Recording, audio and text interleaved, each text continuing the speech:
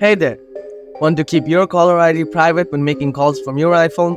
You're in the right place. In this video, I'll walk through how to manage your caller ID settings so you can choose whether to show or hide your number. Let's dive in. Solution 1. Hide caller ID for all calls. First, open the Settings app, then scroll down a bit. After that, tap on the Phone app. Now find the option that says Show My Caller ID. Next, toggle off Show My Caller ID. The phone number will now be hidden whenever you make calls. Solution 2. Hide caller ID for specific calls. First, open the Phone app, then tap on the dialer keypad. After that, enter *#31# followed by the phone number you want to call. Now, your number will be hidden for this particular call only.